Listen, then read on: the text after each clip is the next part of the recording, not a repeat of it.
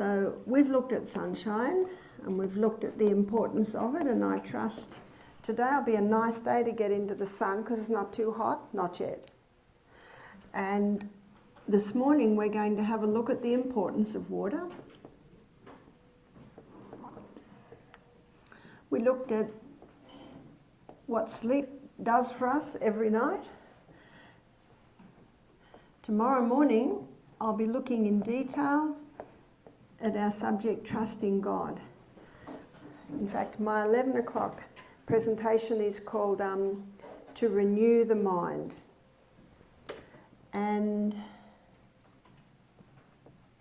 we looked at the things that must not go into the human body if you're looking for optimum performance.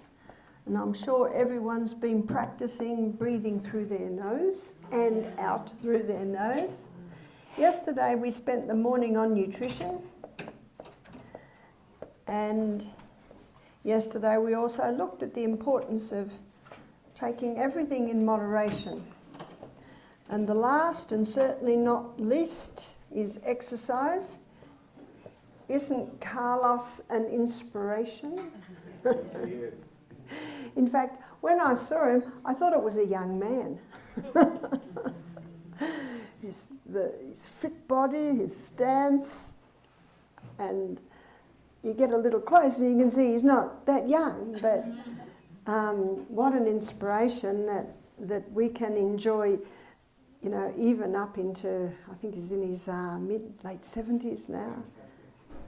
Yeah, so that's it's good to have illustrations of the results of keeping these laws. Our exercise coordinator at Misty Mountain Health Retreat, his name is Howard. He's worked with us for over 20 years. I gauge it on the age of his eldest son. Maybe it's 21 years. I think Laz is 20 now. And the guests, and he's turning 60 this year, and the guests think that he's in his late 30s. That's quite incredible, isn't it? And he's our exercise coordinator, and he certainly spends a lot of time in exercise. But first of all, before we go into water, because these are the two we're going to look at this morning, I want to look in detail at exercise. And the most powerful form of exercise is the high-intensity interval training.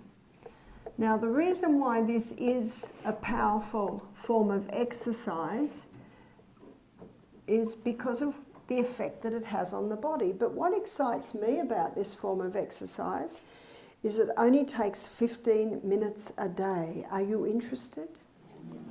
One man said to me, he said, I know I should exercise, but I don't have an hour a day to do a 5-kilometre jog. I said, Dave, you don't need an hour a day. So this high-intensity interval training, as the name implies, these are intervals of high intensity, intervals of recovery, and they're usually done for a cycle. In the book Body by Science, Dr. Doug McGuff, he shows us why this is such a powerful form of exercise. Now, he was looking at exercise for his heart patients because he's a cardiologist. He wanted a form of exercise that was reachable, that was attainable, and that strengthened the heart. And so he looked historically, and he came across the high-intensity interval training, and he saw that it was first being implemented probably before the wars broke out. And he found a German physiologist who was putting his athletes through it and getting better times, you know, in the games. And then everything was lost, the First War, and it wasn't long after that, the Second World War. And the next time he saw mention of it was in about the 1980s, where a Japanese trainer was called Tabata, was putting his girls through the high-intensity interval training. And he got them to do 20 seconds high intensity and a 60-second recovery for a cycle of 6. They were figure skating. That's what they were doing. And he found when it time for the games, they had an edge. And isn't that what it's all about? Because in the Olympic Games, every single person that goes there is the best in their country. And sometimes it can be a split second, can't it? So that's what the trainers are looking for, something that will give their athletes an edge, just this little bit of an edge.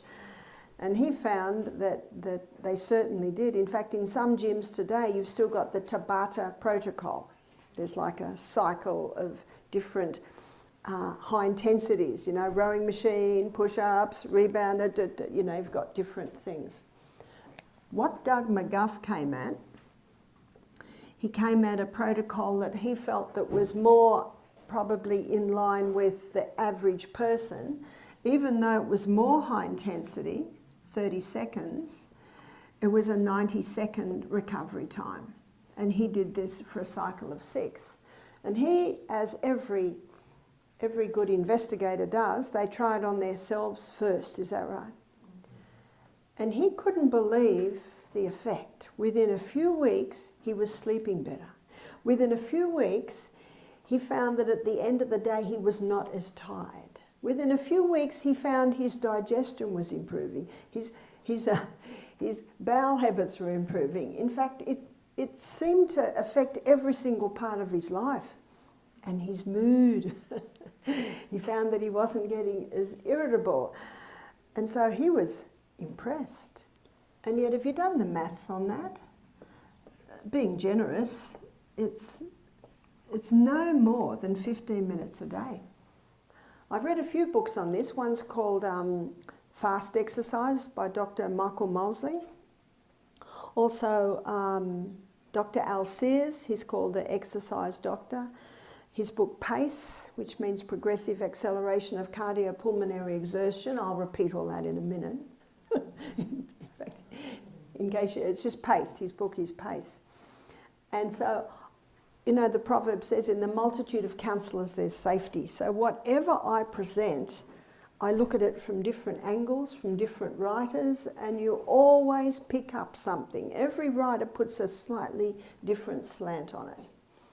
And so I began to implement this. And 30 seconds doesn't sound much. Try it. So what is high intensity? It's running for your life.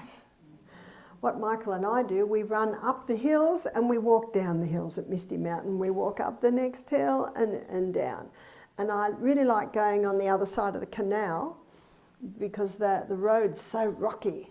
And I wear barefoot runners.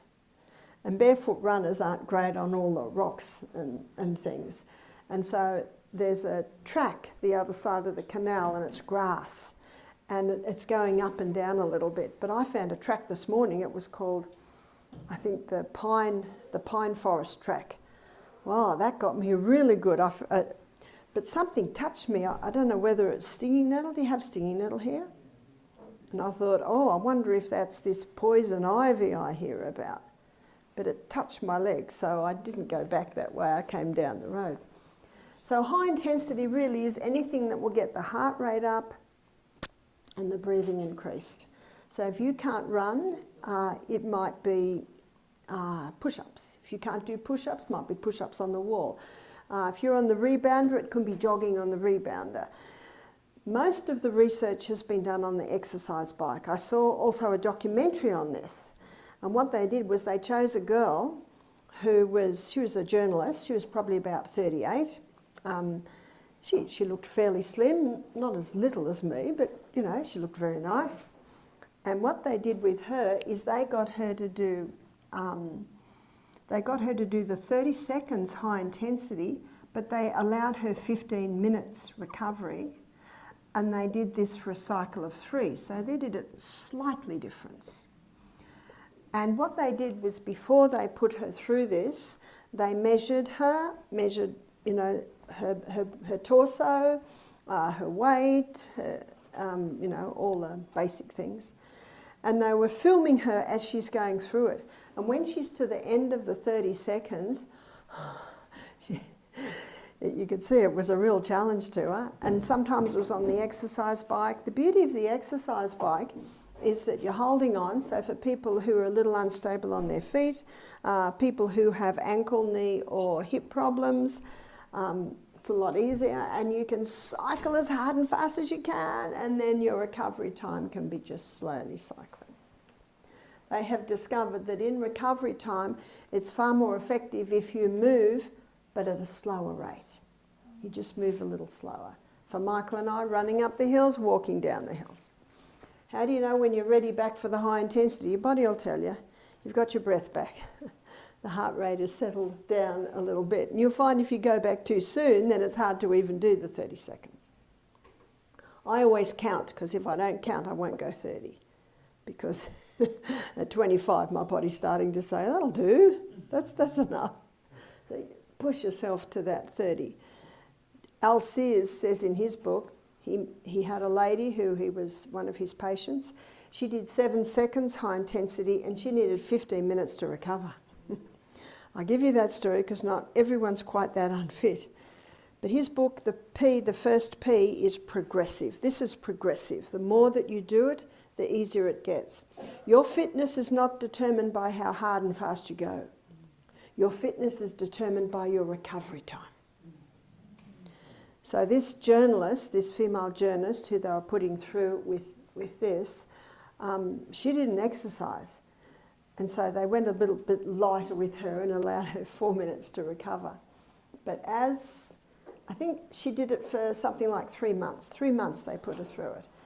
And she said the same thing as Doug McGuff said with his. She said, I can't believe it, I'm not getting as tired in the afternoon, I'm sleeping better.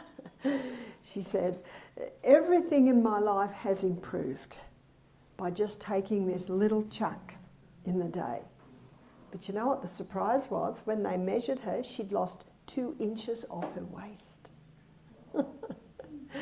Now she just did it for fitness. It's balanced out her body weight.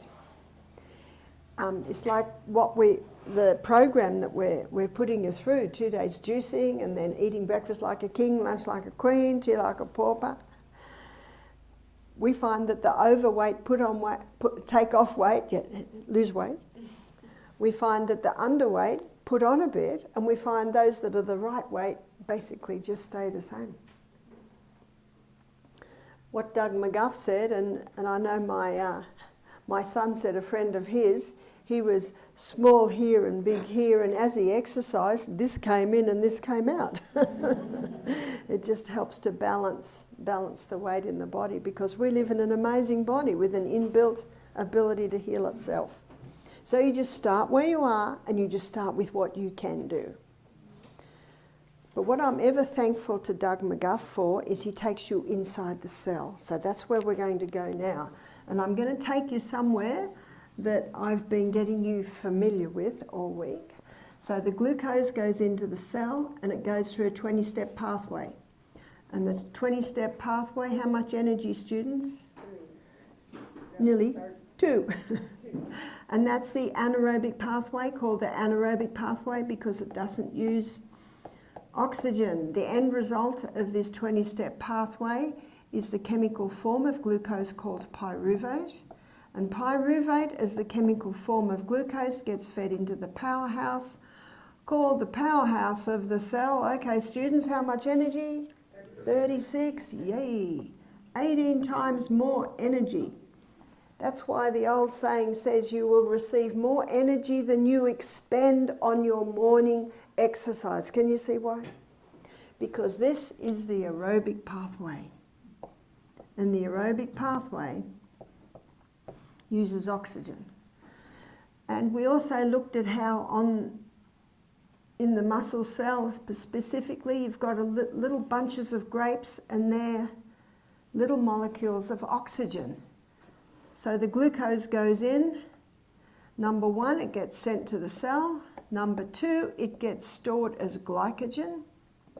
Your quick release glucose stores, that's why you don't have to eat before you exercise, because you've got glycogen stores. And let's draw our fat cell, because I want to show you what happens. And on that high carbohydrate diet, people are getting bigger and bigger and bigger. Now this pathway, and we discussed this is a very fast pathway. Whereas the 8th step is a lot slower.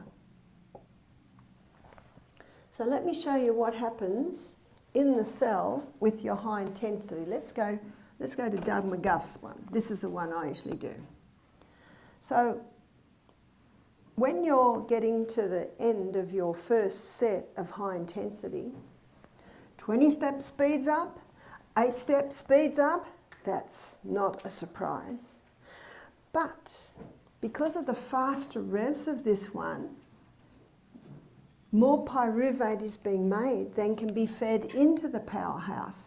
So the body has to store it on the side as lactic acid. You've heard of lactic acid. But what's incredible is that when you're in recovery time, your liver converts the lactic acid to pyruvate and feeds it into the powerhouse. Do you know what that means? Two things are happening here.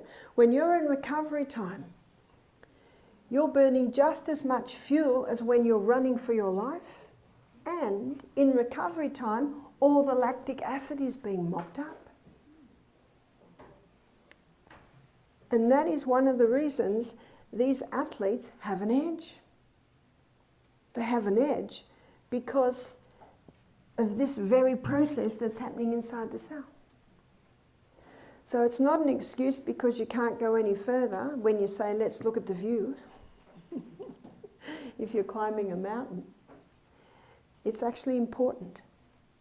You look at children, they never jog. They run or stop, or they run or stop. Isn't that true? You look on the soccer field, what are they doing? Kicking the goal, and then everyone walks back to their place. Basketball, and then the ball goes in and everyone goes back. Let's go to the African plains. No animal jogs. They're either still, or then, oh, here's the tiger, run for their life. It's interval. When I was a little girl, the games we used to play in the playground were hopscotch. And when it's my turn, that's high intensity doing the hopscotch, hop, hop, hop, hop, hop, hop, hop, hop, hop. Or skipping. When I'm skipping, wow, have you seen how some people skip? When I was in the Bronx, of a Saturday night, the teenagers would get out on the footpath with the ropes. And they'd have 2 ropes, and they're just... they asked me if I wanted to go. I said, I'll just watch. Whoa, they're just chatting to each other, and the ropes are going like this. So the one that's in the ropes, there's your high intensity. So this interval, these intervals of high intensity, now the research is showing is the most effective form of exercise because it mops up that build-up of lactic acid in the cell. Nobody ever dies of a heart attack doing the high intensity interval training, but there are stories of people keeling over and dying on a 5K jog. Because on a 5K jog, what's building up, students? Lactic acid, yeah. And what they find is if a person's got a triathlon, the best way to prepare is this.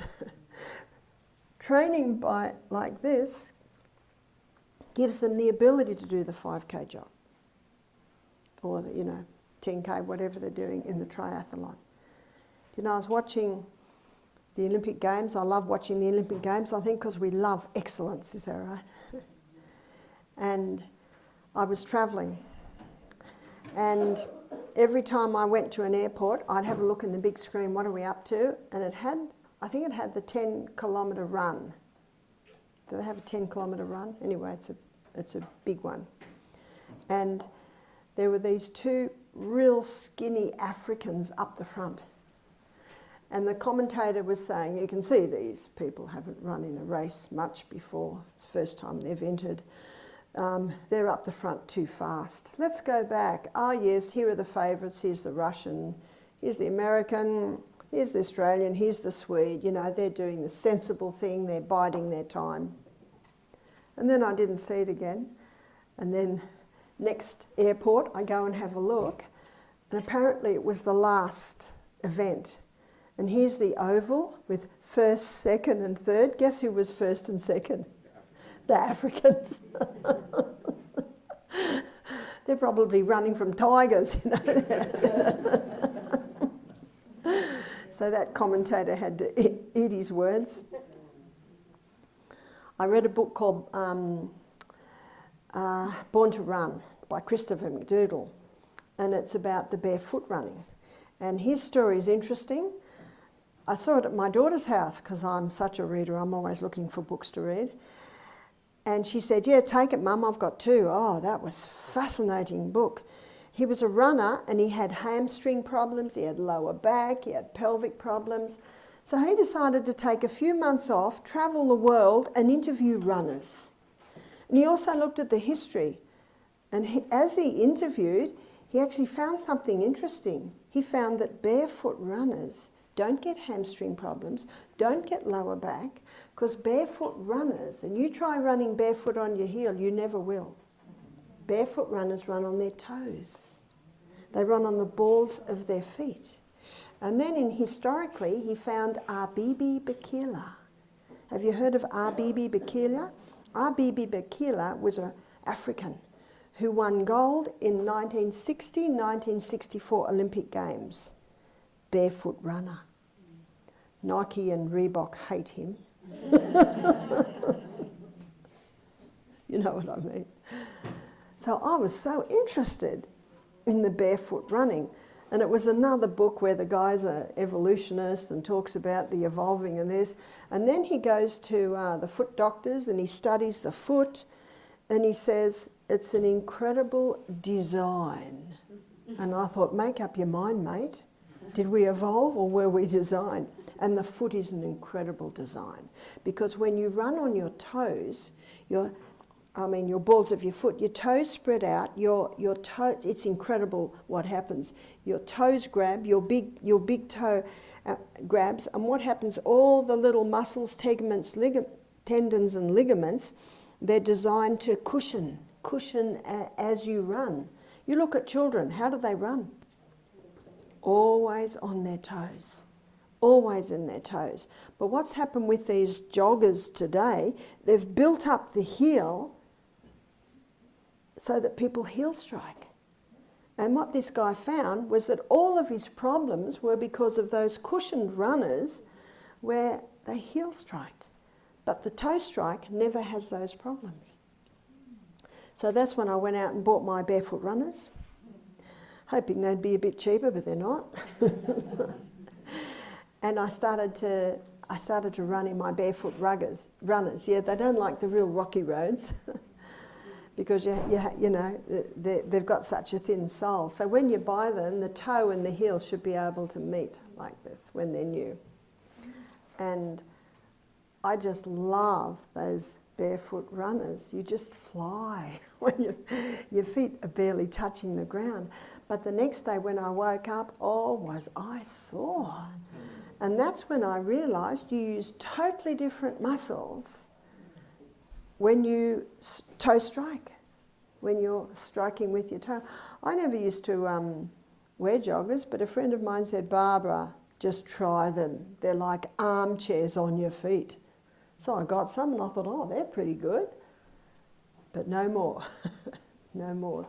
Now I have my barefoot runners and I run on my toes. So if you're a runner, make sure you're a toe runner.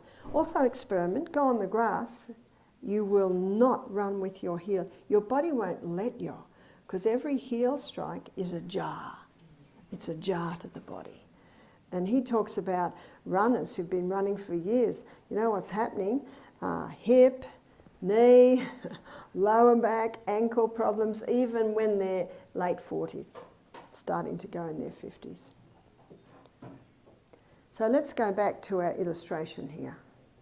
So we've just finished our first set of high intensity, and these are speeding up, but the rate setting enzyme in there always keeps this one a little bit slower. So in recovery time, the liver converts that built up lactic acid back to pyruvate. So when you go back into your next set of high intensity, the lactic acid has been all cleared up. So we're getting to, say, our third set of high intensity, and the glycogen stores are running out. So what the body does now, it causes a release of the human growth hormone. The human growth hormone is very active when we are growing. So as children, our human growth hormone is active. Mine went into retirement at the age of 16. That probably doesn't surprise you. My son William grew 2 inches from 19 to 21. Boys can still be growing. So when I met an 18-year-old in Ireland last year who was 6'6", his father was 6'8", I don't know where he's going to go. He's 6'6" at 18. So it goes into retirement. And there are a lot of people who are very busy in retirement. So when you are getting to your third set, glycogen stores are running out, we need more fuel. And so the brain causes a release of the human growth hormone, which triggers the activity of hormone-sensitive lipase. Hormone-sensitive lipase is an enzyme, and if you remember yesterday when we looked at fats, the sublingual lipase under your tongue breaks up the saturated fat, the pancreatic lipase and the bile break down polyunsaturated fats. So what fat does this lipase break up? Our stored fats. It's basically what the human growth hormone does is it unlocks the door to the basement to get some more stores out. So hormone-sensitive lipase is released, which starts to break up the fat stores. The human growth hormone causes the body to stop burning as glucose as fuel and become a fat burner.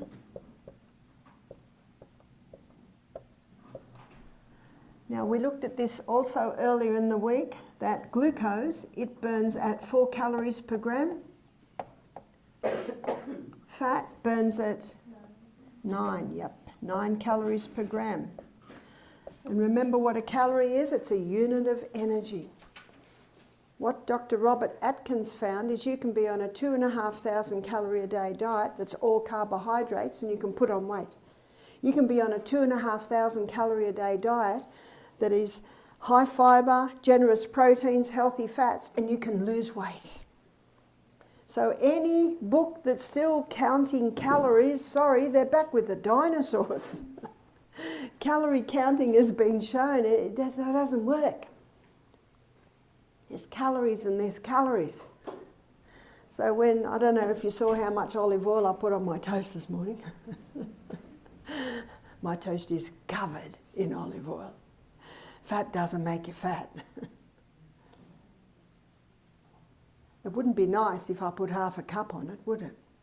No, it's just a little. Can you see why the body starts burning fat as fuel? Because it's going to give more than twice the units of energy that the glucose will give. Because we want a high octane fuel here. This person's running for their life. What are we doing? Going to the 5th gear? The human growth hormone also increases the body's ability to utilise protein. This week we've looked at the importance of eating sufficient protein. That scrambled tofu on avocado on Simple Needs bread, pretty nice, isn't it? I think I could have that every morning. We've looked at the importance of eating adequate protein. We've looked at the importance of not drinking with the meals, so we're not watering down our digestive juices that break down the protein. Now we're looking at another aspect, and that is the high-intensity interval training causing a release of the human growth hormone increases our body's ability to utilise the protein. The last one, it increases the circulation of the blood to the skin. Now we know Carlos's secret. When you increase the circulation of the blood to the skin, you slow down aging because you're nourishing that skin. Perfect health requires perfect circulation. And perfect circulation means my toes are as warm as my torso. My fingers are as warm as my torso. The whole body should be the similar temperature. The movie stars pay $1,000 a week for the human growth hormone. Can you see why? Because their profession is dependent on them looking good, and this keeps them looking good. Slows down aging, nourishes the skin. Well, I'm offering it to you cut price today. 15 minutes high intensity interval training a day will cause a release of the human growth hormone, and it'll remain active for 24 hours. What a bargain. I'm so excited because this is the first week I've been able to get out and exercise because of my broken toe. So what did I do? I did push-ups every day, push-ups on my knees. I could do push-ups on my knees. And I found last week I could rebound, but I had to listen to that little toe. Oh, what a little tiny toe can do. Sometimes I think God just slows me down. And when I break my little toe, do you know what he wants me to say? Thank you, Father in heaven. Anyway, got more push-ups done than I usually do. You just got to find where to put it in. And I find if you don't make an appointment, you don't do it. Best time is early in the morning, because when you do it early in the morning, you will reap the benefits all day. And I challenge you to see if you will not be mentally, emotionally, spiritually and physically better prepared for anything that comes your way in the day. And things come our way, don't they? So you just got to find a spot where you need to put it in. I never used to exercise because I thought I'm busy all day, I'm running here, I'm running there, I'm digging the garden. I don't need to exercise because I'm so active. That's what I thought until I went to New Zealand. And this happened to me it's probably about 18 years ago now. I went to New Zealand. We still had a couple of kids at home. So at home I have to get up, put the breakfast on, put the wash on, get the kids up, I always do my prayer and Bible study in the morning, so I was busy in the morning. So I stayed with a girl, and she was twice my size, 10 years younger than me. She's a Maori girl. And she said, Barbara, I do a 5K walk in the morning. Do you want to join me? And I said, love to. Didn't have to get the kids out of bed, put the breakfast on, put the... Halfway along our 5K walk, I found it hard to keep up with her. She's twice my size. I'm the health teacher. The next morning when I woke up, I could hardly move. Ooh, ooh. She said, are you coming? And I said, sure. I'm the health teacher. She had a friend with her that day. They were just way ahead of me as I struggled along. You know what I said to my body? I'm hearing you. I'm hearing you. I've got to start working out. Being busy all day is not enough. I learnt my lesson. So to be able to fit it into the day, and at that point I didn't know about the high intensity, to be able to fit it in the day, I had to get up a little bit earlier, which means I went to bed a little bit earlier. So I used to walk at 5:30 in the morning then, because that was half hour. Then I used to do 2K in half hour. I used to always get cold feet, always. I would be sitting in the ensuite with my feet in hot water trying to warm them up before I went to bed. I just thought it was me. How many people think that's just them? My hands that often get cold. We're down in Victoria, which is bottom of Australia. Further down you go, the colder it gets. Now we're in the middle, cold winters, hot summers. After a few weeks, I'd come back into the house, scarf off, gloves off. Oh, it's hot in this room. Let's turn the heating down. Everyone's in there saying, what happened to you? What happened to you out there? Do you know what happened to me out there? And a friend of mine who did a PhD on the effect of exercise in the cell, he told me that. He said, I'll tell you what's happening to you out there. He said, you've opened a network of capillaries in the body that equals the distance around planet Earth. I could hardly get my mind around that one. What's he talking about? All the little tiny ones in our eyes, in our ears, in our brain, in our extremities. No more did I get cold feet. Because what I did, I got that blood moving all to the extremities. Your heart will always pump. But what you can do when you exercise, you can make it more effective, and that blood goes right out to those extremities. That's brain. No wonder Dr. Neil Nedley, when he gets someone who's severely depressed or even schizophrenic, he puts them on 7 hours of exercise a day.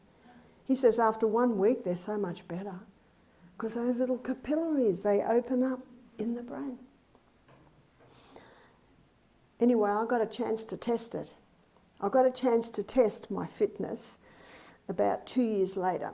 And 2 years later, I went to Wildwood and I was giving lectures on a Friday night. I got there Thursday afternoon and I had a good sleep. Thursday morning, I'm looking for something to do, wandering around, and I found a little herb shop. And I went in there and there's a young man there and he's got a book out in front of him behind the counter and he's looking at things. And when I walked in, he looked and he looked again. He said, Barbara O'Neill. He said, can you help me here? I said, sure. And I told him a few things, but people kept coming in to the shop and he said, I shut at 12. He said, what are you doing this afternoon? I said, nothing. He said, want to go on a mountain climb? I said, love to. So we went on a mountain climb. This was quite a mountain. It's actually up behind Wildwood. So we started about 3 in the afternoon and it took us an hour to get to the top. So maybe it equals one of the points out here. And I pushed myself because I didn't want to slow him down because he's 35. I didn't want to slow him down because he's, you know, he's very fit. But every now and then I'd say, let's just look at the view. Nice view around here. And then we'd go again. And when I got to the top, I said, it's 50 minutes till dark. We're up the top of the mountain. I said, I think we have to run. He said, yeah, we do. So we walked on the steep bits, but when it sort of got more sloping, we ran and we ran and we ran. Not high intensity, just jogging. And it's so incredible how much energy you get when you start to do this. But remember, I'd been doing this for a couple of years. And we got down to the flat and the sun is setting. And I remember running past this lake thinking, oh, I'd like to dive in that lake, like I think Alvin must have felt yesterday with the beads of perspiration on it. Anyway, I finally got back to my room and it was dark. And I had the best shower I think I've ever had. But I thought, I'm going to be sore tomorrow. No soreness. No soreness at all, and yet I had pushed myself to the extreme. So that was my experiment on myself that proved to me this is a very powerful form of exercise. And yet it seems like not, because it's just a little tiny chunk in the day. Mind you, when you get to the peak of your 30 seconds, that's the only time you feel very, very pushed. But it's just brief. They're just little brief bits. And in his book, Fast Exercise, Dr. Michael Mosley, he gives a story of a young man who was an athlete all through his high school years. And he was, you know, their champion runner. And then he went into med school. Lot of study. And the university had their yearly games coming up, and he didn't put his name down because he was so busy. And he didn't go to training because he was so busy. And his friends said, you're not going to enter? And he said, oh, righto, put his name down. And then they'd see him over the weeks and they said, you're not coming to training? And he said, I haven't got time.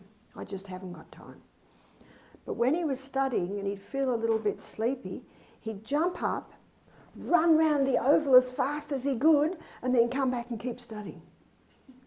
And he would do this almost on the half hour.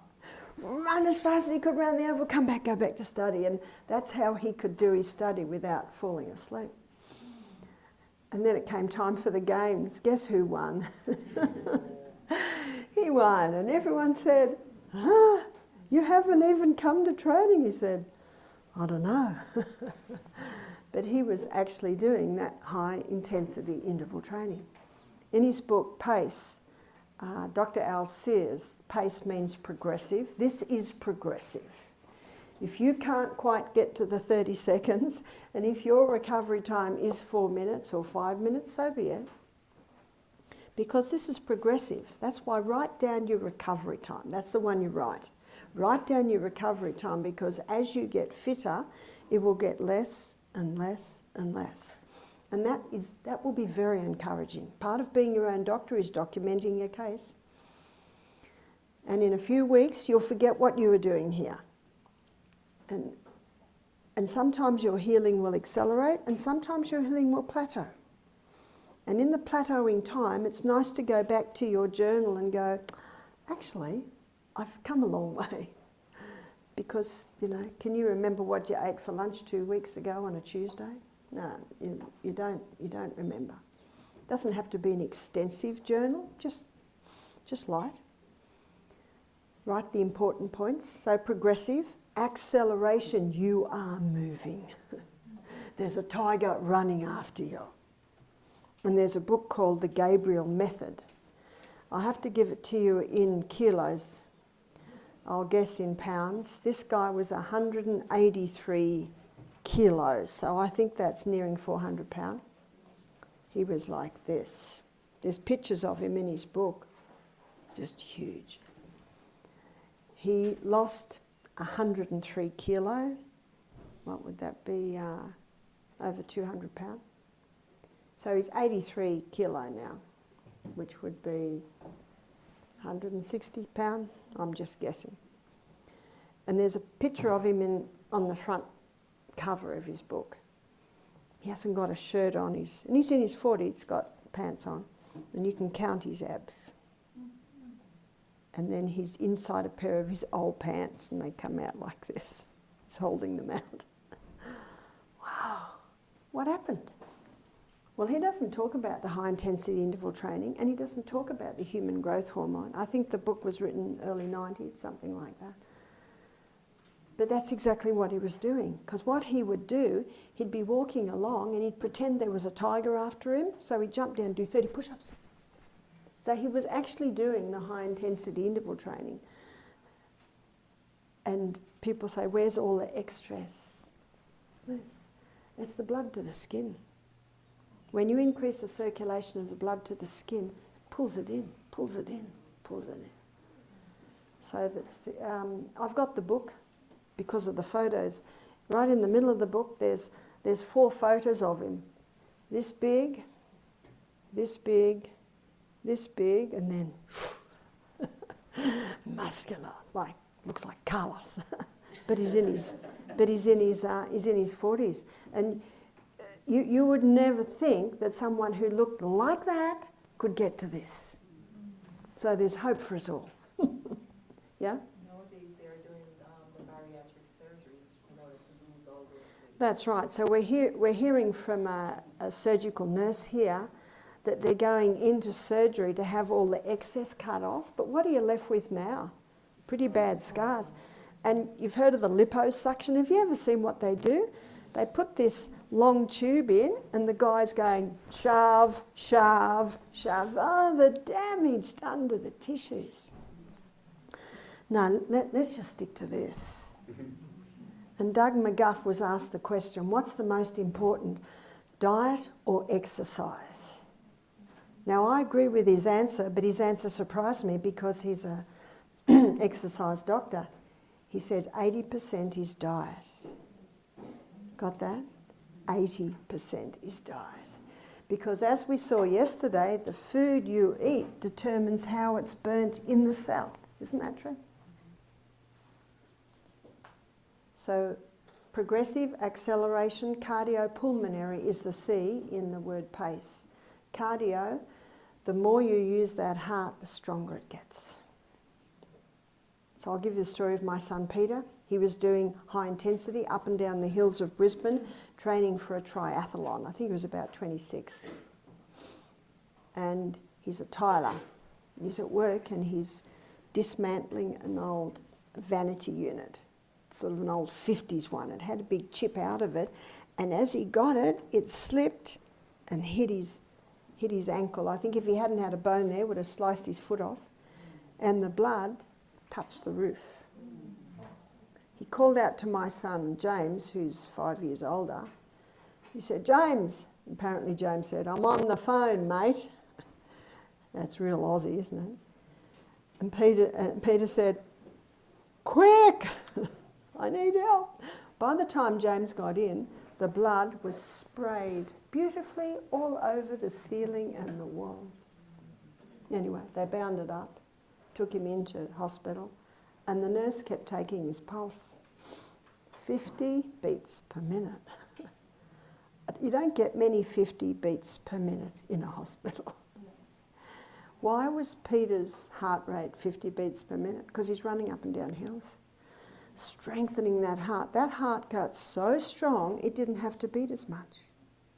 And it was so strong that when it was cut, it hit the roof. Now, if his resting heart rate was 70 beats per minute, where would the blood have hit? Not the roof.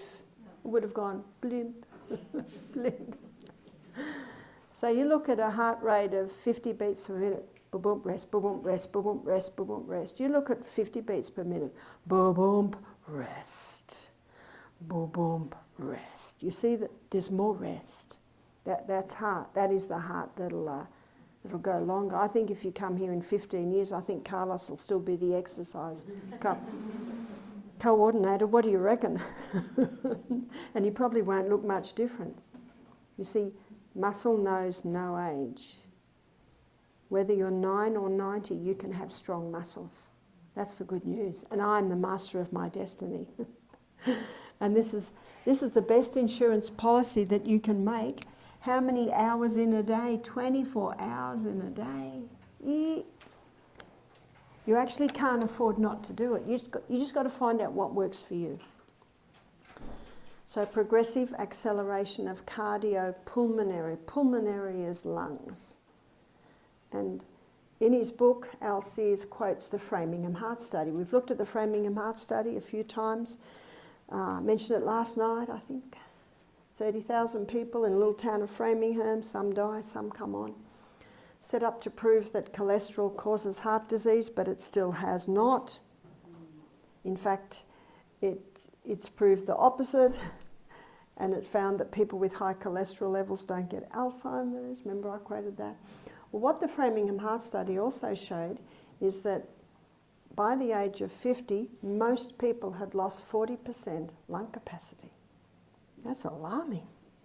Most people by the age of 80 had lost nearly 60% lung capacity. Why is that? Because they're breathing like this up here.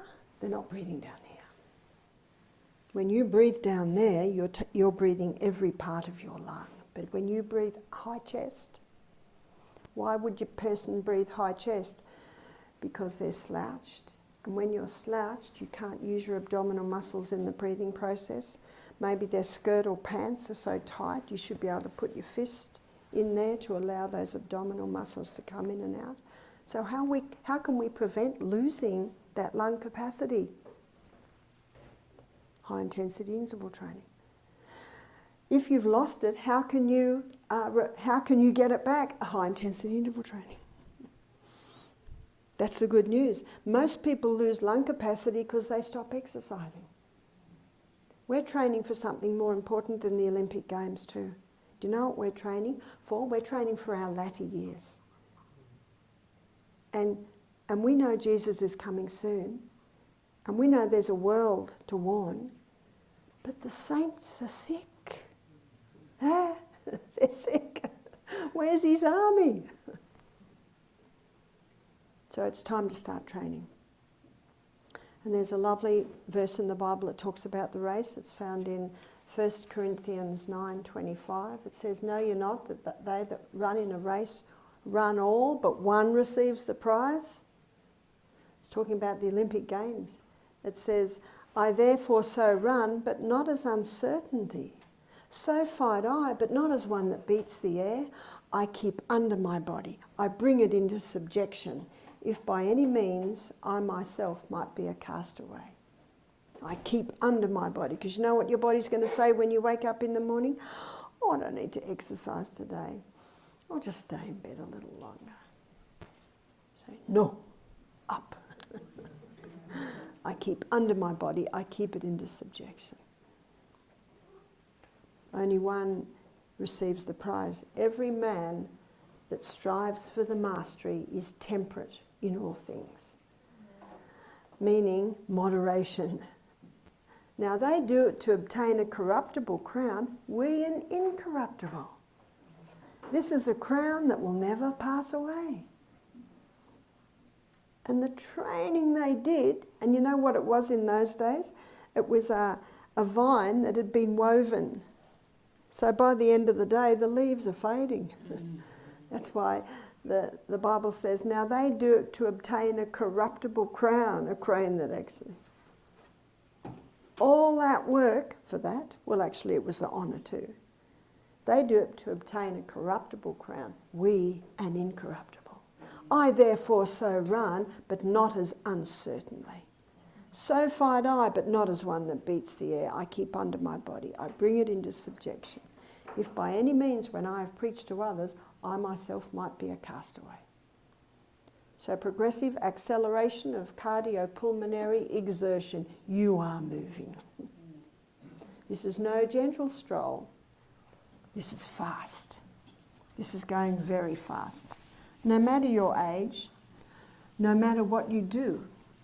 And if you are in a sedentary job, it's even more important. And if you are in a physical job, it's still important. Because even if you're busy all day, that morning exercise does not do,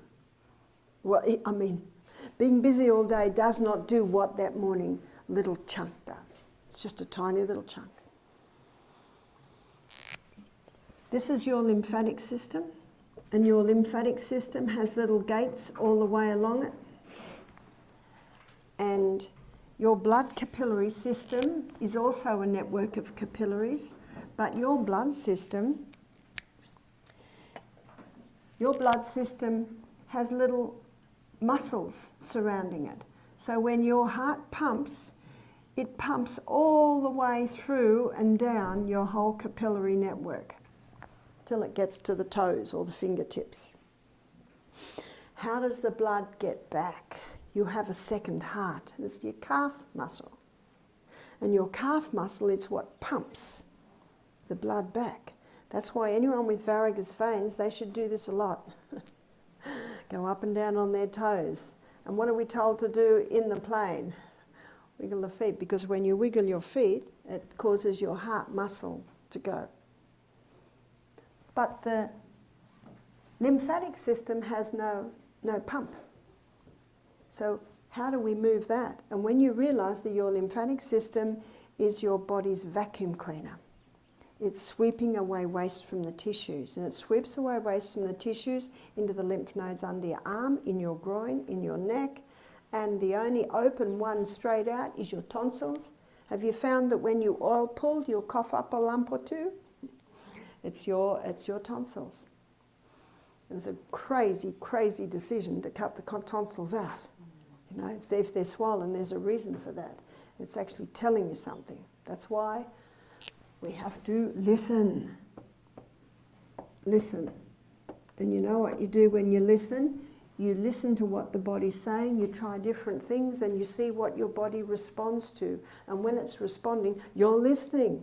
And sometimes it'll go, that helped, and sometimes, no, that didn't do much. Let's try something else. That's why you're the doctor. No one can tell you what your body can tell you. So how do we stimulate this lymphatic system? Movement of arms and legs do. But what moves it in the most powerful way is the rebounder.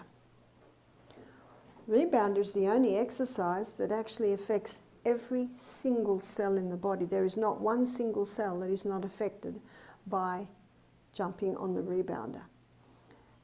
I read a book, and it was here. It was in Dr. Keith's office. And there was a guest who was to come for a consult.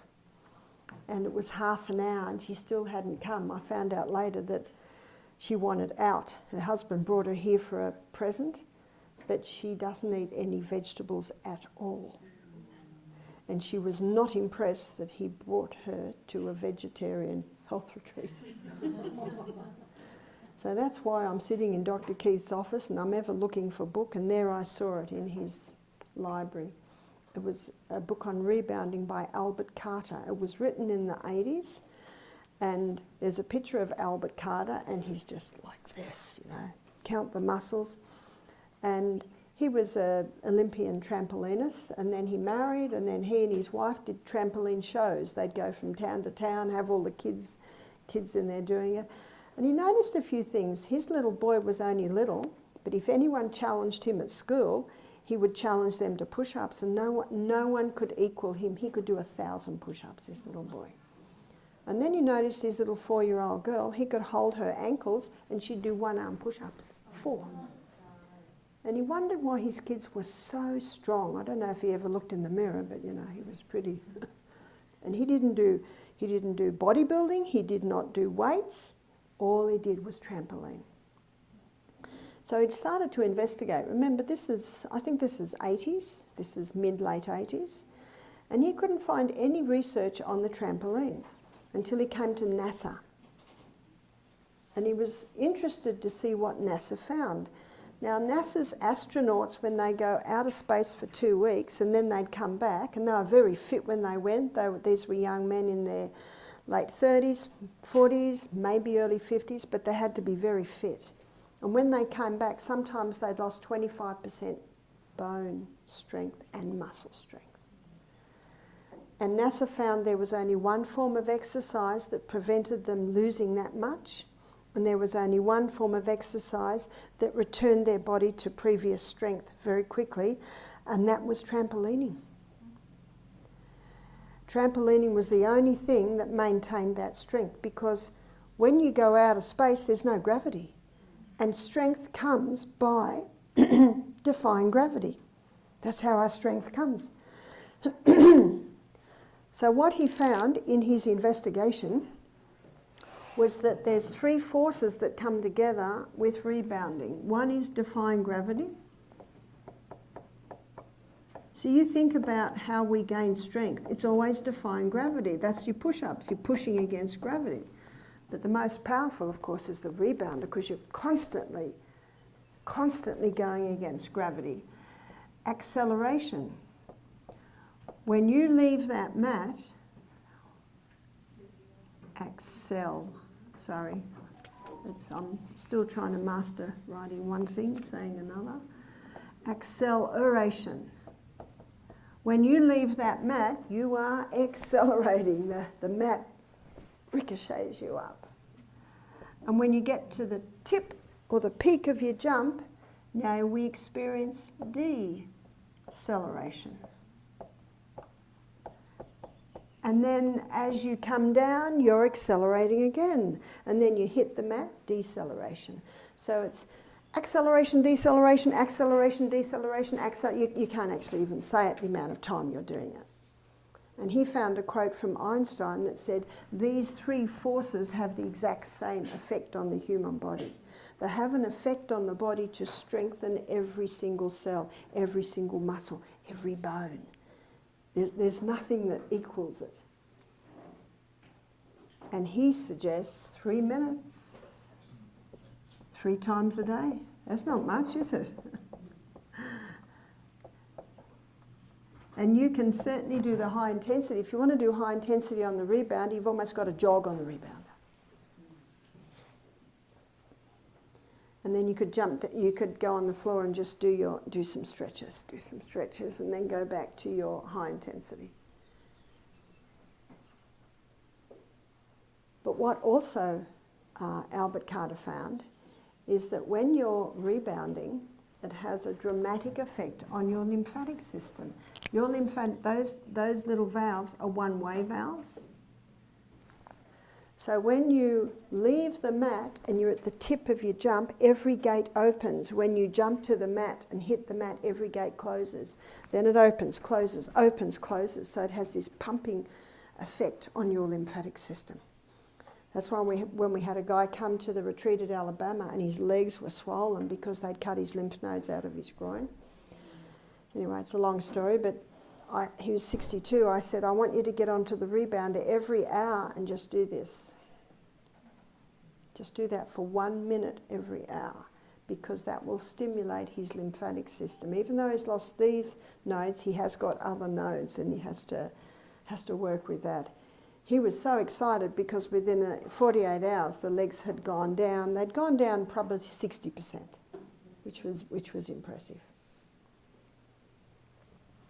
So the rebounder is great because of the way it moves the lymphatic system. I got the most recent book by Albert Carter, and there's photographs of his son and daughter in there, and they're incredibly fit too. But fascinating book. And I'm sure you Google rebounder, you'll get quite a few pieces of information. But it's a powerful form of exercise. I think every office should have one. Even if there's 60 people in the office, everyone can have 1 minute, can't they? And what you'll find is the office will probably close down at 3 o'clock instead of 5 o'clock because everyone will be working so well. But there's only one time exercise won't work. There's only one time you'll have trouble with exercise, and that is if you have not had water. We need to be well hydrated to exercise. So here's the cell, and here is the membrane. You see, our cell has a bilayered membrane around it, and water cannot get into the cell by itself. And that's why if someone says, I drink lots of water, but it just comes straight back out. Or I drink lots of water, but my legs swell. Do you know what that tells me? The water's not getting into there. So how do we get the water into there? Well, do you remember the 4 vitals? I know I'm guilty of information overload. Number 1 is oxygen, yes. Number 2 is water. Number 3, does anyone remember number 3? Yeah. Sodium. I know Monday was a long time ago. Number 4 is potassium. The 4 most vital elements needed for life. So if anybody tells you shouldn't be having salt, this is a good answer. But sodium's the 3rd most vital element needed for life. But we should be taking sodium the way God made it. And you'll find the highest concentration of sodium in seawater. Seawater contains 92 minerals, and of those 92 minerals, 50% is chloride and 30% is sodium. And because these make up the largest amount of minerals, they're the first crystals formed when the water is evaporated from seawater. So you know what man does? Scoop that up, bleach it white, put aluminium with it so it runs freely, and has the hide to call it sea salt. Yeah? But there's only 2 minerals.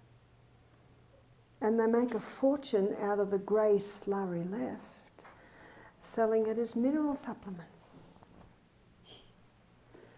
So the best salt that you can use is the Celtic. And the reason why the Celtic salt is the best salt is because it's a hand-harvested sea salt. In fact, the French government have deemed this a heritage site. So no one can take it away, no one can stop it. And there are huge plateaus where they have the seawater in there. And the way it is, it's sort of in a little bit of a gully, so the wind and the sun dry the water quite well, and it's a hand-harvested sea salt, and it has those crystals. Have you seen those big crystals? Those big crystals are important because those big crystals lock into those crystals, or those little lumps, some of the very important trace minerals. There's even traces of iodine in there. But when they're crushed to fine, that does release some of those vital gases. That's why I like that lumpy sea salt. So Celtic salt contains 82 minerals. Where are the other 10? They're in pico proportions, barely measurable. And in Celtic salt, you will find 3 magnesiums. There's magnesium sulfate, magnesium bromide, and magnesium chloride. Magnesium sulfate is Epsom salts. And that explains why Celtic salt is so wet, especially when it rains. Probably not here in Colorado, where it's quite dry. But whenever it rains, those 3 magnesiums draw the water in. You see, magnesium is a water-hungry molecule. And so this salt is wet because of the 3 magnesiums. And when you put that Celtic salt on your tongue, give it a little crunch, let those lovely little boulders release their gases in your mouth. That's where you want them, in your body. The mucous membranes absorb the minerals, take it to the cell, you drink your water, and that magnesium pulls the water inside the cell. It's the quickest way to hydrate a body. The only time you can over-water yourself is to drink huge amounts and not replace the salt. In his book, The Calcium Lie, Dr. Robert Thompson says taking a crystal of Celtic salt before you begin each glass of water just replaces the minerals you lost yesterday. But we also put it on our avocado on toast, don't we? We also put it on potatoes. We put it in our... We have it on our foods. The Bible says in Matthew chapter 5, verse 13, "Ye are the salt of the earth. If the salt has lost its savour, wherewith shall it be salted? It is henceforth good for nothing but to be cast out and trodden under foot of men." It's Old English. I love the Old English. If the salt has lost its savour, I'd like to suggest that table salt with its 2 minerals has lost its savour. Is that right? It's lost all the other minerals. The Bible said it's now good for nothing but to be cast out and trodden under foot of men. And so when I'm in Minneapolis in the middle of winter last year, I saw it. Throwing the salt on the road to melt the ice. And I remembered that verse. It is now henceforth good for nothing but to be cast out and trodden under foot of men. Seawater is called an isotonic solution because it is the exact same mineral balance and proportion.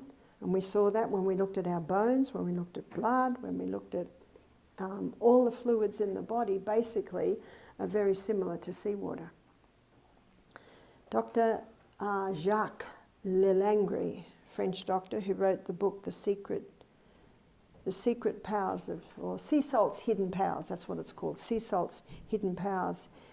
He calls our internal fluids our internal ocean, because it's the exact same mineral balance and proportion as is found as the ocean water. And I mentioned the other day, Dr. Robert Thompson, who wrote The Calcium Lie, he says it's the clearest indicator of a creator God is seawater. That Celtic salt is the salt that will give our body the minerals, and we looked at that when we looked at bones and osteoporosis. The highest concentration of mineral outside the cell is sodium. The highest concentration of mineral inside the cell is potassium. And there are sodium-potassium pumps. And those sodium-potassium pumps are constantly going like this. They basically work like that, maintaining the balance of potassium and sodium in and out of the cell. But if someone is eating on everything a lot of table salt with its 2 minerals, and that's all, and those 2 minerals are harsh minerals. If you were to inject sodium chloride straight into the cell, the person would die. Straight into the blood, the person would die. It needs all the other minerals to buffer it. So table salt, 2 minerals. And those minerals are so harsh that they kill the taste buds. Have you noticed when someone's eating a lot of salt, they put it on everything? They haven't even tasted the food to see if it needs it. They're putting it on everything. Yeah, that's because the table salt is killing their taste buds. But The Celtic salt, it awakens the taste buds. So when someone isn't eating any potassium foods, what were your potassium foods? All your fresh fruits and vegetables, they're high. They're high in potassium. You know what else is high in potassium? Cayenne pepper. So there on the table is our sodium with all of its minerals and our potassium. Let's say someone's not having any cayenne pepper, they're not having any fruits and vegetables. A lot of people are eating fast, refined food.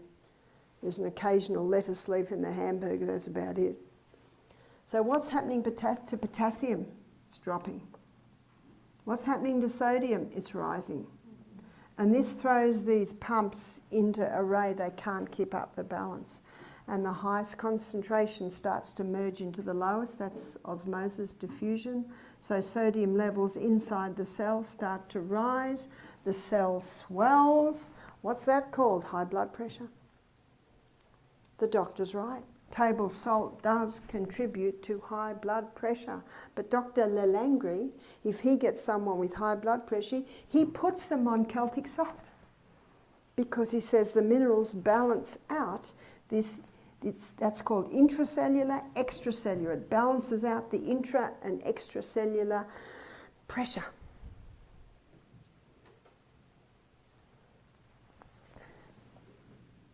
Calcium is a very important mineral. We looked at that because when calcium gets in, all the other minerals piggyback on the back of calcium. But calcium can't get into the cell by itself. It needs vitamin D.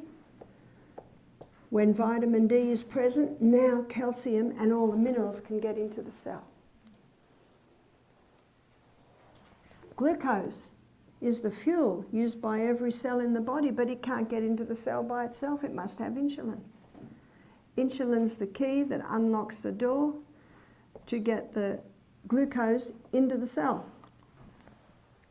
Because remember, this is the CBD, this is the central business district of the human body. But let's say a person's on a high carbohydrate diet, they've stopped all the fat because they want to lose weight, and they're never satisfied, so they're eating carbohydrates all day, is that right? And so now there's too much glucose, and what the cell does is it starts to resist insulin. You've heard of insulin resistance? It's almost as if the cell says, we're sick of the sight of you. Too much, too much. So you've got insulin resistance, can't get in. The person doesn't go out in the sunshine because they think it's the enemy in the sky and it's going to give them skin cancer. So the calcium and the minerals can't get in. The person's not drinking much water and they're definitely not having the minerals. Can you see what's happening here? The water, the minerals, the glucose can't get in. And yet they've got to get in. So you know what the body does now? It says, I know, we'll just force it into the cell. What's that called? High blood pressure. High blood pressure can be the result of dehydration. It can be the result of mineral deficiency. It can be the result of vitamin D deficiency. It can be the result of overload of carbohydrates. But I've got some good news. When you implement the high intensity interval training, our cell starts to say, more fuel, instead of no more, no more. It needs more, so it starts to develop extra insulin receptor sites. Isn't that good news?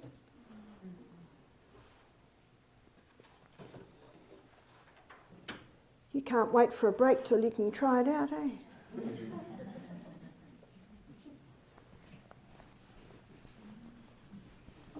So water's important, but as soon as you start drinking water, the salt also must be increased. And I've had many people say to me, since they've included that little bit of salt before their water, they're not running to the, we call it the little house, the outhouse. Well, it's inside now. They're not running as much. This is what I do in the morning. I have a little bit of salt, half a glass of water. Go to the bathroom, another half glass of water. Pray, another half glass of water on a little bit of salt. Before every glass, have a little bit of salt.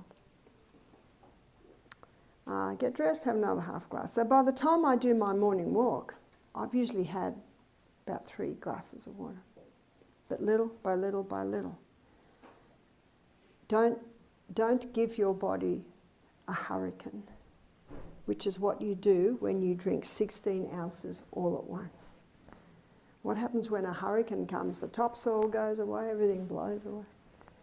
How does God send the rain usually? Little by little by little. That's how you let the water go in, little by little by little. I'm on a plane a lot, and you don't want to, especially if you've got someone beside you, you don't want to be getting up every half hour. And I don't. Sometimes I can go on a 6-hour flight and get up once. That's because I just take the water in little by little and have the salt pour every water. But when I'm on a long flight, I always ask my husband, get me the aisle seat. Because every few hours it's usually time. But we don't want to go every half hour. So I've just lectured here for an hour and a half, and yet this morning I had, probably 16 ounce, no, 32 ounces before breakfast. But I had it little by little by little by little. This is the stomach, and I learnt this in a book called One of the Body's Many Cries for Water. And in the book, One of the Body's Many Cries for Water, Dr. Batman Geheldich, we'll call him Dr. B, he's an Iranian doctor. He shows how one of the first places you lose water when you're dehydrated is the lining of the stomach. And when that lining of the stomach is so thin, acid can start to go through. He found it's one of the number one causes of stomach ulcers is actually just dehydration. When we have a glass of water half an hour before the meal, we immediately thicken that mucosa lining on the wall of the stomach.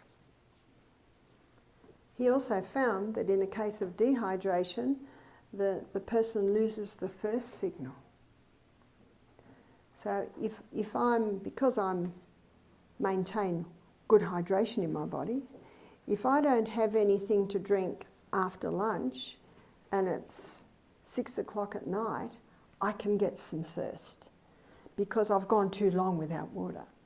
But in a case of chronic dehydration, the person can lose that thirst signal. So thirst isn't a good sign.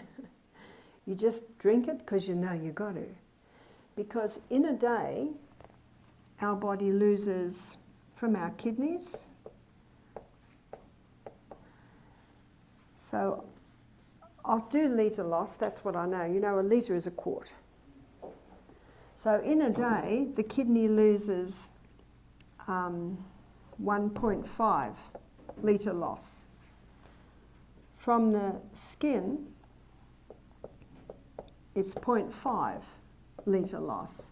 But at the moment, with you doing the steam bath every night, it's probably up to 0.8 litre loss because you perspire profusely. The colon loses 0.3 litre loss, and your lungs, they lose 0.2 litre loss. So that equals 2.5 litre loss in a day, or you would say quart loss in a day. So we must supply at least 2 litres or 2 quarts, so that would be 8 glasses. The other half litre can come in our fruits, our vegetables, maybe if we have a vegetable juice. So that's not negotiable because there's no reserve tank on the back, is there? The only water that goes in is the water that we put in. Some people say, well, what about juice? How clean would your body be if you washed your body in juice? How clean would your body be if you washed it in tea and coffee? No, it must be water. Water and water alone. What's the best water?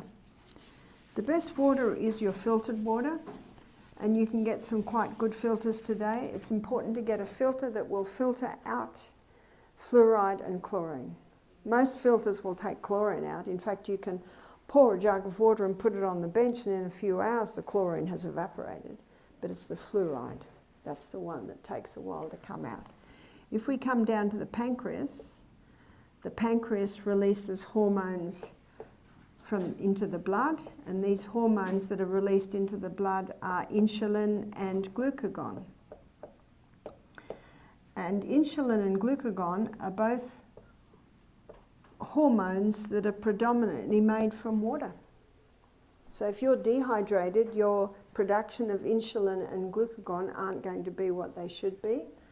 But into the gut, into the gastrointestinal tract, there are quite a few enzymes. We looked at them the other day, so we won't list them all here.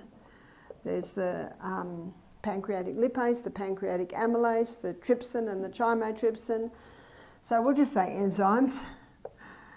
So the pancreas, it releases 2 hormones into the blood and quite a few hormones into the gut. And they all require water. They all require water to be made. One of the main functions of the colon, remember here's colon here. One of the main functions of the colon is to take water out so stools are formed. When we're dehydrated, more water gets taken out than should be taken out. Our brain is a hydroelectricity. No hydro, no electricity. When we don't have enough water, the brain cells shrink, and that hurts. It's not the only cause of a headache. But I've met many people that say, well, the only time I get a headache is if I'm dehydrated. And juice, and definitely teas, coffees, soda pops, none of those will hydrate the body. They actually dehydrate the body even more. It's a deception. My fingers, I can open and shut them without any pain because around every joint there's water. 75% of upper body weight is held in the lower back by water. The other percentage is held by ligaments and tendons, muscles. My husband Michael has a friend who's a bricklayer, and he's a bit of a rough bloke. You know the word bloke? Yes. Man, bit of a rough bloke. And he was talking to Michael one day and he said, oh, the guys and I on the job site, oh, it's rough. Do you have that saying? He said, we're all crook. Have you heard that saying? Crook means sick or not going too well. So in fact, we say crook is rookward. That's the Australian saying. Michael said, what do you drink on the job site? He said, Coke. We all drink Coke. Bottles and bottles of Coca-Cola. Michael said, do you drink water? He said, no. It's hot. We like our cold Coke. And Michael said, well, no wonder your lower back's sore. He said, I've got a challenge for you. He said, stop the Coke and drink water. And he said, oh, as if that would make any difference. So Michael says, prove me. Try it. He said, righto, mate, I will. A week later, he rang up Michael and said, we haven't got any lower back pain. It was just dehydration. So 75% of upper body weight is held in the lower back by water. It's not the only cause of lower back pain. In fact, we'd all love it if back pain could always be that quickly fixed. But what you've got to remember is the biggest bones in your body are your femur. Biggest muscle mass in your body are your quads. And that's where we should bend from. And if you bend with a curved back, all the weight is taken there. But if you bend with a straight back, all the weight is taken on the biggest muscle mass. Have you seen how little 2-year-old, 18 months, pick up a ball? They go like this. And that's how they pick it up.